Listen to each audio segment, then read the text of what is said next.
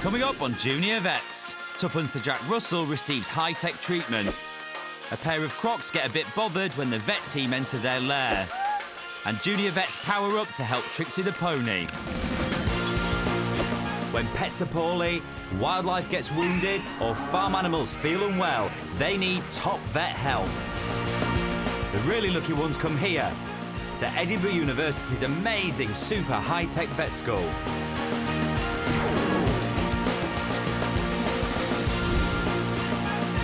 And now 6 kids chosen from 1,000 have become the first ever children allowed to enrol here. I'm all ready. And work alongside the school's top vets. Who wants to take this cow's urine? They're facing an intense training programme. Have you done anaesthetics before? What's that? And have been pushed to the limit at animal hospitals, vet practices, wildlife parks and working farms. I'm Paul Manctolo. It took me 5 hard years to train to be a vet, but this lot have only weeks to show me what they're made of. My junior vets have hardly been around animals before. That's so cool. Now they're facing real heavy-duty vet work. It's like everything's just so bonkers. That is amazing. Cool. Have they got the stomach to succeed? I feel like a real vet. And can they stay calm under extreme pressure? 6 raw recruits. But I can only choose one winner. The first ever junior vet to win the prestigious head vet title is...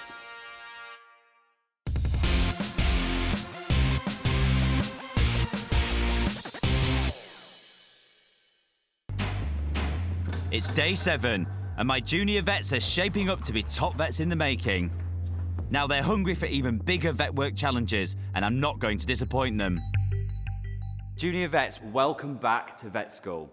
Today's working pairs are Will and Anne Blessed, Sarah and Sam, Lauren and Morgan. Let's get down to business. Today, they're going to handle some cool kit and some very tricky patients. And I'll be getting updates on everything they do. Only the very best junior vets will win today's all-important Vital Vet Work Award, helping me decide who I'll name head vet. The race for the title is hotting up. Joint leader Will is on fire. He's won the last 4 Vital Vet Work Awards. Can you see any green patches on his eye? Yeah, I can see a little bit. He's a brilliant communicator Junior vet receiving, over. and takes every job, big or small, in his stride. Morgan started more slowly, but he's now knuckling down and he's beginning to impress me. He's had some great flashes of inspiration. What do you think that is there? Would it be the bladder? That's correct. Good man. And last time tackled his fear of snakes full on. Do you want to hold his body? If he continues like this, there's no reason why he can't catch current leaders Will and Sarah.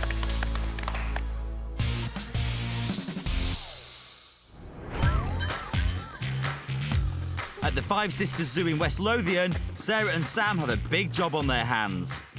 Right, come on in. With these snappy, dangerous reptiles. What have we got for you here? Crocodiles. Crocodiles?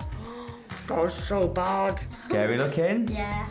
Well, you are about to go in there. No thanks. Bob and Bindi are West African dwarf crocodiles, and my junior vets need to help exotics animal vet Kevin Eatwell take an important blood sample from the pair. They're looking at us and us to say, I don't like you. Today's blood sample will decide if Bob and Bindi can be part of the very important project. I was absolutely mortified. We were standing outside its enclosure just looking at them and they were just staring at us. I was really scared. This is Sam and Sarah's toughest challenge so far. These are extremely dangerous animals. So when you go in there, you need to work very fast. You need to work as part of that team, and you need to be very observant and make sure you know where the danger is, okay? Okay. In you go. It's not just those razor-sharp teeth that are dangerous. Bob and Bindy's strong tails can also cause a lot of damage. Before the vet team enter the crocodile's lair, specially trained handlers help secure those powerful jaws. So dangerous, isn't it? Yeah, very, very. Well, they've just restrained the crocodile and they're taping up the mouth. They've got the tail, which is dangerous. Both me and Sam were dead nervous when we went into the crocodile enclosure. Right, junior vets, you can come in. We didn't know how the crocodiles would react, and they look quite vicious and deadly. Now that Bob and Bindy are secure and calm, Sam and Sarah can start their work. I mean, just scan to check the chip is in place at the back of its head. They need to make sure they know which sample is from which croc. So Sarah has to scan a computer chip that's been inserted under their skin. So we can write down the chip number. To join the breeding programme, both crocodiles need to be in perfect health. First, Kevin looks at Bob's razor-sharp teeth. These are quite old. This is not a job for the junior vets. So you can see these are pushing in here. Did have some damage down here, but they look okay. You can see we've lost a tooth here, look. They're not actually too bad. Great. Bob's teeth are in decent shape, and that's a good sign of a healthy croc. Now Kevin and his team move on to Bob's tail. This is where they'll attempt to take the blood sample from. He needs Sam's help for this. Covered in sort of mud and water and things, so we're going to try and keep this as clean as we can do. I thought we'd just be helping passing things, but obviously not. And I was just really scared. It won't be easy. Bob's tail is covered in really thick, bony scales. And now Kevin needs Sam to keep a firm grip on it. I need you to help me hold this tail still, and I need you to hold the tail like that for me, because he's going to be lively. Sam keeps hold as Kevin tries to find an entry point between those hard scales. We can't see veins in these, we just have to kind of know where they are. It's a heavy tail. It's a very heavy and strong tail. Got it. Kevin takes the all-important blood sample from Bob. Right, that's going straight into an EDTA pot. But Sam's work isn't done yet. He must make sure Bob is safely restrained while Kevin completes his work. Do you want me to let go of the tail? No, you are not letting go of the tail. You are continuing to restrain the tail now because you're helping Becky keep him still. Bob can now be returned to his pool. But that's only half the work done. The junior vets have still got to deal with Bob's partner, Bindy. And she is much feistier. Coming up, Bindy puts up a big struggle. And Sam feels the fear. Tower Farm Riding Stables on the outskirts of Edinburgh. Home to 15-year-old Trixie. Trixie's owner thinks her Welsh pony may have a problem with her teeth and has called in a top veterinary team to investigate. Lauren and Morgan are joining up with equine vet Matt Hanks to help fix Trixie's teeth. Right, the first thing we're going to do is check this horse's heart to make sure that it's all nice and healthy. Okay? My junior vets are now fully trained in using a stethoscope. Can you hear the heart, Lauren? Oh, yeah, I can now. Okay. If Trixie's heart is healthy, it will be beating between 35 and 45 beats per minute. I think it's about 40. Perfect, and that sounds very healthy. Good job. The next thing we want to do is look in the horse's mouth. Look at the colour of the gums, because the heart pumps the blood around the body. We want to make sure that the blood is getting to the end of the body. And that means a gum inspection. Do you want to go first? No, don't worry. Over to Morgan. Hands there, Morgan. But Morgan has refused messy jobs in the past. Are you not bothered by the smell? I'm gonna be sick. Sure you don't want to feel? No, I don't. That's the smelly one. I thought that we were just gonna look, Excellent. but I had to put my hand in, which I wasn't comfortable with. Nice and pink. Lovely. Good job. Happy with that. Trixie's gums look and feel in good shape. Good girl. But the team need a close-up inspection of her teeth. Trixie's a little nervous, so she's given a sedative to relax her. All done. While Trixie starts to relax, Matt needs to be sure the junior vets understand the equipment that they'll be using. The first thing we've got is a gag, and this thing here goes into Trixie's mouth, and it's going to open her mouth up so we can then look at her teeth safely without getting bitten. Then what we're going to be doing is we're going to be rasping her teeth. So what is rasping? The problem is we feed our horses good diets, so rather than having to grind their food as they would do in the wild, all they need to do is move their mouths up and down and it doesn't knock the sharp points off, so we had to do it for them. We can also use machines such as this, and this has got a rotating disc on the end, which will grind her teeth down. I was quite worried that I would hurt Trixie just because it's a big mechanical thing. This really is a big job for my junior vets. They've got the tools, but can they complete the work successfully? Later, the team power up in an attempt to treat Trixie's gnashers.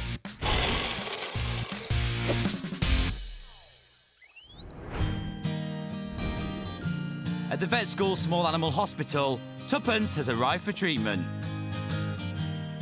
This brave little Jack Russell comes here every week for treatment that could save his life. You wouldn't know it, but Tuppence is a very poorly pet.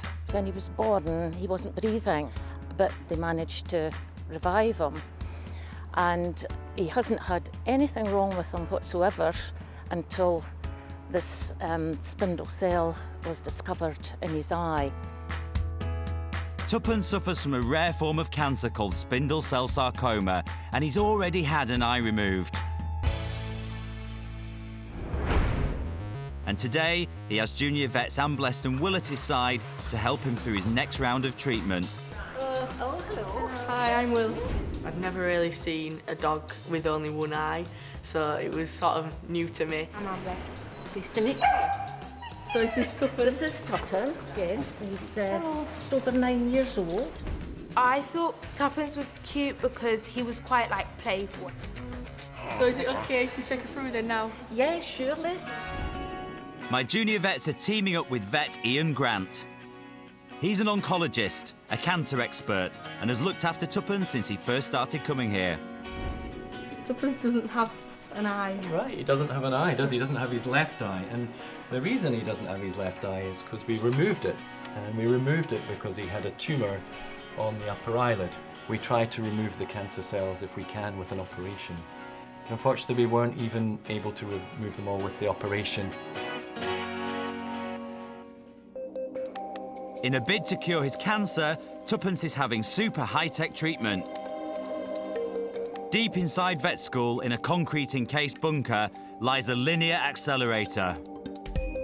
It uses laser-guided high-energy radiation beams to pinpoint and zap diseased cells. It looks a bit scary, but it could finally cure Tuppence. And today, he's all set for another blast. First, Tuppence is anaesthetised, as he needs to be kept perfectly still for this treatment. My junior vets are in the heart of the control room bunker as the medical team get everything ready. In this area behind us, the walls are remarkably, they're 6 feet thick, they're 6 feet of concrete. And the reason for that is that we don't want the radiation to escape out of the room. This high energy radiation is potentially very harmful. We don't want to harm the rest of Tuppence's body, we just want to damage the cancer cells at the site of the previous tumour. The high-energy rays will be aimed using green lasers.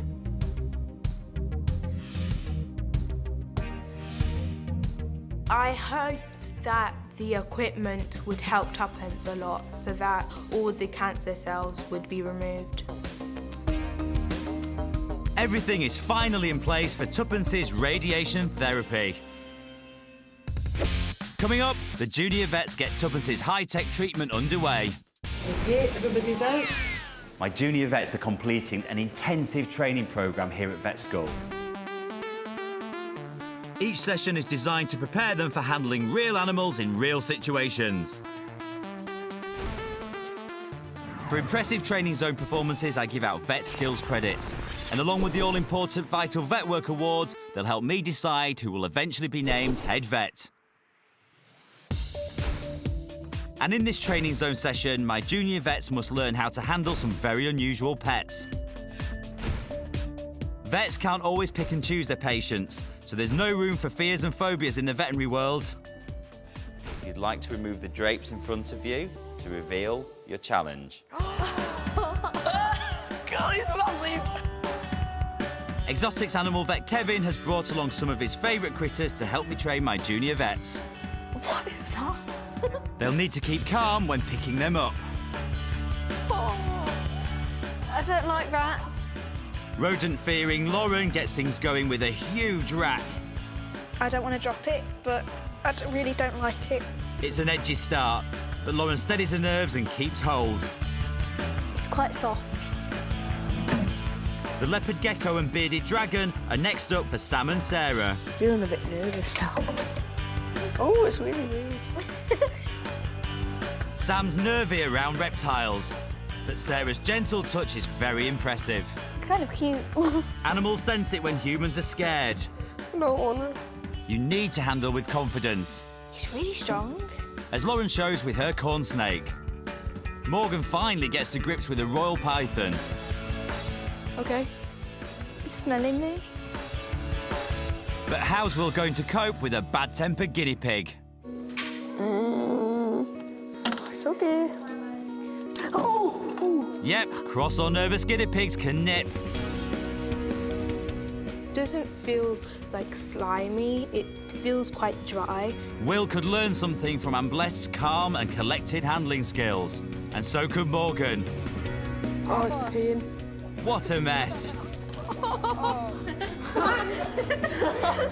It's weed all down his... Oh, Morgan. Finally, everyone must take a turn with each animal as we look for the coolest and most confident junior vets. Caradel. So who stayed in control when things got hairy in the training zone? I have to hand it to Sarah, confident and calm throughout, and Lauren, who bravely faced up to her fear of rats. Both are awarded with Vet Skills credits.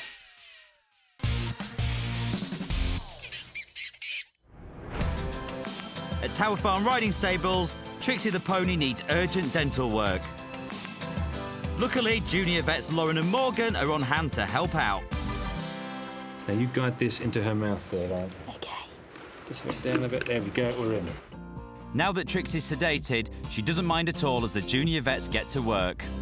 Okay. That's perfect there, okay? The gag will hold her mouth safely open, if Morgan can set it in position. Go on, Morgan, you can do it. A bit more, go on. No, I can't do it. Back to Lauren for this one. Oh, good job. Excellent, that's perfect. Good girl. That does the trick. There you go, Morgan. First, Trixie's mouth needs a good rinse to get rid of food trapped between her teeth. This is like weird, like squirting water into a horse's mouth. Horses' teeth never stop growing, so they need grinding down by a vet at least once a year. This job is called rasping. We're going to go in there and try and cut some of the enamel off. And so we do it like this. So we pop it into the horse's mouth, find the tooth that we want to rasp, and then... See it on the outside of her mouth. Yeah. You hear it? Yeah. But it won't hurt her, will it, this? Doesn't hurt at all. It's just like trimming your fingernails. Matt carefully files down all the jagged edges on Trixie's teeth with the hand rasp. And then, out come the power tools. This feels like a job for Morgan. You don't pull the trigger until I say. Yeah, I know. Agreed? Agreed. I was nervous because I didn't want to harm Trixie whatsoever. Okay, little go there. Yeah. Stop. I love this. This is so cool. Okay, that's the rasping done. Let's have a feel to make sure that the mouth is nice and smooth. Morgan needs to confirm that they haven't left any dangerous jagged edges on Trixie's teeth. That's so cool. That means reaching right to the back of Trixie's huge mouth. Can you feel all the teeth? Yeah. All smooth. Good job. You have a feel, Lauren? Wow. And Lauren double-checks the team's heavy-duty dentistry. Feel any sharp points? That side is all smooth. I never put my hand inside a horse's mouth before, and it was surprisingly warm. That one's smooth as well. Great, Yep. good job done. Right, we're finished. Good girl. Excellent. Pony dentistry done, and Trixie's teeth are now in tip-top shape. Lauren and Morgan got on really well as a team today. Lauren took the lead and really pushed things forward. But at the end, Morgan really pulled it out of the bag. I found that really cool. I like putting my hand into the horse's mouth, feeling around, and then putting my hand on the teeth after it's smooth. And This experience has probably made me want to be a vet even more now. And I think it's pushed me in the direction of horses now as well, because it's my second time with horses, and both the experiences have just been really, really, really good. A truly hands-on, hands-in veterinary experience for my junior vets, and Trixie won't need a checkup for a whole year.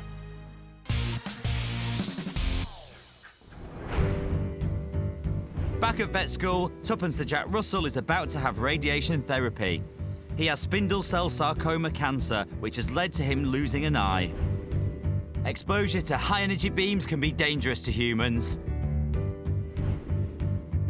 My junior vets Will and Amblest are keeping watch from the control room next door.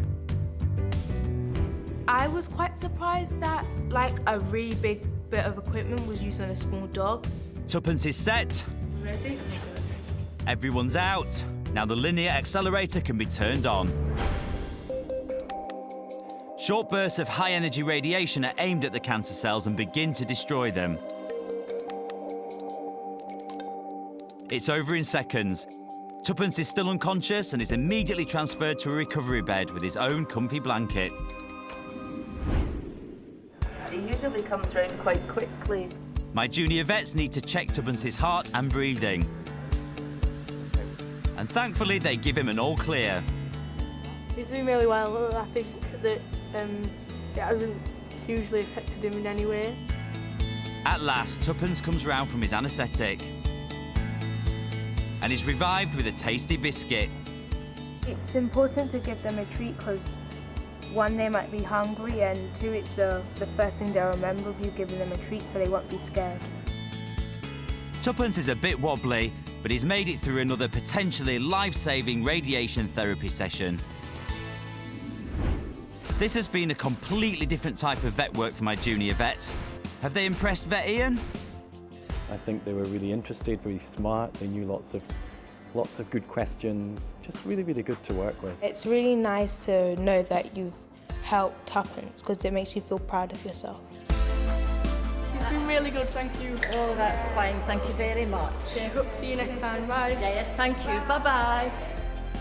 And the very latest news is that Tuppence has stopped treatment for now and is feeling much better.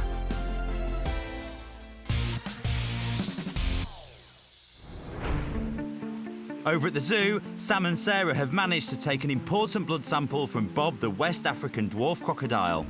Out of all the animals, I think the crocodile was the one that I was least wanting to work with. The sample will decide if Bob and partner Bindi can be part of a breeding programme that will help keep their species safe from extinction. OK, you can get out. OK. Well done, matey. Thank you. Well done. Hooray. Now the team need a blood sample from Bindi. Don't do that. The veterinary team have dropped back to a safe distance, whilst the handling team get Bindi under control. The vet said that she was too aggressive, so we had to come out the enclosure. Thankfully. The thinking time has made Sam nervous about going back into the croc enclosure. You enjoying it, Sam? Not really, it's just really scary. It's a good experience, but it's just really scary. Bindi is more agitated and aggressive than her partner Bob. Oh, you're grumpy, aren't you? Yep. While Sarah returns to take Bindi's blood, Sam stays back to help prepare the collection tubes for the samples. So a good old wipe with that to try and clear off all of that stuff. Skin is really tough and scaly, and the whole thing is just really cool because I don't think I'll ever get a chance to get this close to a crocodile again. It's impossible to see Bindi's veins. They're hidden deep under her tough armoured skin. What about if we try another line? Sarah helps Kevin locate a good place to insert the syringe. The vessel runs all the way up the tail, so we've got plenty of opportunities, so I'm working our way. Very tricky. I'm lucky she's being calm. No matter what animal it is, I think vets have to always stay calm. If you're nervous and the animal's nervous and won't be able to handle it properly. If you could hang on to that for me, because I'm ready to add to it. Success. Sam packs away both blood samples from a comfortable distance while Bindi rejoins Bob in the plunge pool. This has been a really hard day's work for my junior vets. We got the blood samples we wanted, nobody lost any limbs, we're all out safely, so yeah, good result. We did what we needed to do, went very well. The female was just looking at us as to say, I don't like you. This whole experience has just been amazing, and I think that I'd really want to work with animals. Maybe I'll pass on being the exotic vet. I'll stick with domestic animals.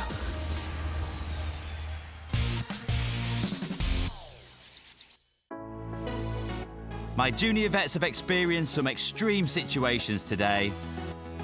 I've been proud of all of them, but I can only give a Vital Vet Work Award to the very best. Ambless and Will showed their compassionate side as Tuppence had radiation therapy in an attempt to cure his cancer. Sarah took the lead when she and Sam bravely entered the crocodile's lair to take blood from the terrible twosome Bob and Bindi. Wow! And Morgan and Lauren got stuck right in to successfully complete Trixie's dental treatment with power tools. It's been a very tough call, but I've now made my decision. Junior vets, I've identified 2 individuals, both in the same team, that were star performers today. And those 2 are Lauren and Morgan. Great individual efforts, but also excellent teamwork from Lauren and Morgan, who both handled Trixie brilliantly. They work really well as a team. Top marks for determination to get the job done means they each bag a Vital Vet Work Award.